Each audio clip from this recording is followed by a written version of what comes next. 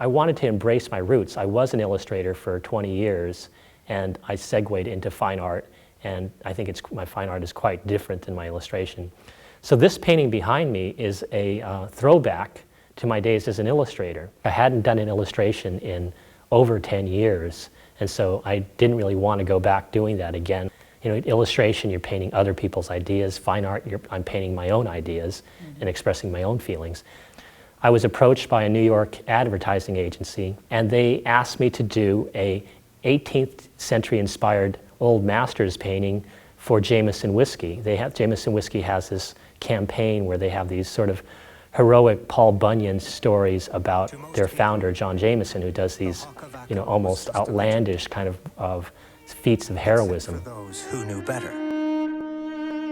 When it took the Mason's daughter, it was tragic. When it took a barrel of John Jameson's whiskey, well, that was another matter.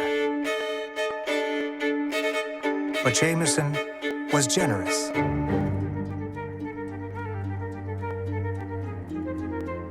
And the hawk, greedy.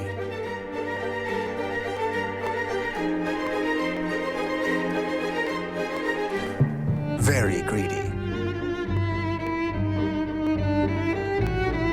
And in the end, the pursuit of the whiskey would prove foolish for the Hawk of Ackle. So they came up with this one particular idea that they wanted me to paint, and they said they wanted a fine artist. They didn't want an illustrator, and that's what talked me into accepting this job. Although I have to say, once I started working with them, pretty much I was treated like an illustrator. And the ad agency had quite a large budget, and they actually hired an art producer, and we hired professional models. Some of them are friends, local models, but are just people that I just run into, strangers that I thought were perfect for the part, and I'd ask them to pose or ask them to model for me. And we had a stylist and costumes and professional photographer, and that's just so that they can give me photographic reference to do the painting. And once we got the sketch finalized, after 3 weeks of changes, they said, okay, when can you get the painting finished? And they wanted it like in a couple weeks. And I ended up looking at this painting and figuring out really quickly in my head how fast I could paint it. And I counted each figure, and I figured I could paint a figure a day. And then when I got to the smaller figures, I could paint 2 figures a day. So I gave them the figure 22 days, in which they said, 22 days? Okay, sounds good. And that day that I said 22 days, that counted as the first day. So it was a very high stress type of job.